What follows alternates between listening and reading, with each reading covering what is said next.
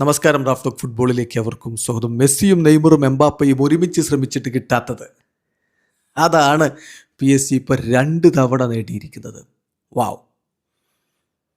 Qatari owners PSG ഏറ്റെടുത്തതിന് ശേഷം UEFA champions ലീഗിൽ കിരീടം ചൂടുക എന്നുള്ളതായിരുന്നു അവരുടെ ഏറ്റവും പ്രധാനപ്പെട്ട ലക്ഷ്യം. അതിനുവേണ്ടി അവരെന്തൊക്കെ ചെയ്തു. അവസാന സ്ട്രെച്ചിൽ നെയ്മർ, എംബാപ്പെ അവർ ചേർന്ന് ശ്രമം നടത്തി.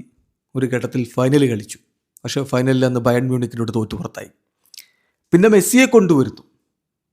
അങ്ങനെ എം ഏത്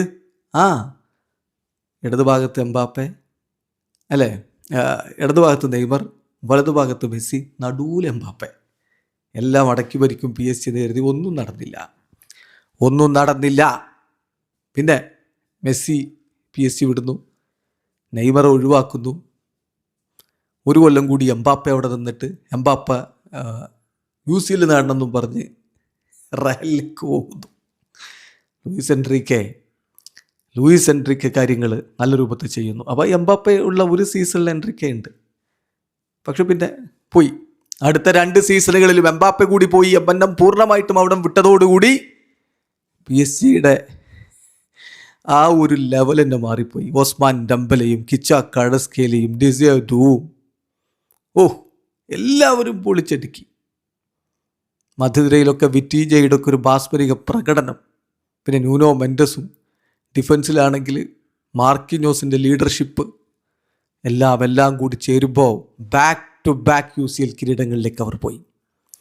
ഇതാണ് ഒരു കോച്ച് ടീമിനെ ഒന്നടങ്കം ഒരുപോലെ മുന്നോട്ട് കൊണ്ടുപോകുമ്പോഴുള്ള റിസൾട്ട്. അല്ലാതെ ഇൻഡിവിജ്വൽ പ്ലെയേഴ്സിനെ ആശ്രയിച്ചല്ല കിരീടങ്ങൾ വരുന്നത്.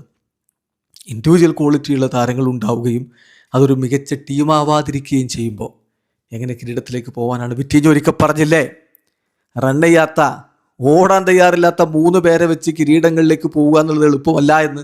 അതുതന്നെയാണ് അങ്ങനെയുള്ള ആളുകൾ പോയതോടുകൂടി ടീമിനായിട്ട് സർവം സമർപ്പിച്ച് കളിക്കുന്ന ഒരു ഗ്രൂപ്പിനെ വളർത്തിയെടുത്ത ലൂയിസ് എൻട്രിക്കെ എന്ന മോഡേൺ ഗ്രേറ്റ് പരിശീലകരിലെ മോഡേൺ ഗ്രേറ്റ് ലൂയിസ് എൻട്രിക്കെ മായാജാലം തീർക്കുന്ന കാഴ്ചയാണ് നമ്മൾ കാണുന്നത്.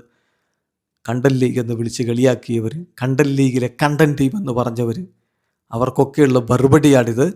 തുടർച്ചയായ 2ാം തവണ PSG UCL നേടിയിരിക്കുന്നു. ഇതിന് മുകളിൽ ഒന്ന് വെക്കാൻ പറ്റുമോ? ഇനി വീഡിയോ അവസാനിക്കുന്നു. ഫുട്ബോൾ ലോകത്തെ കൂടുതൽ വിശേഷങ്ങളുമായി റാഫ് ടോക്സിൽ എത്താം.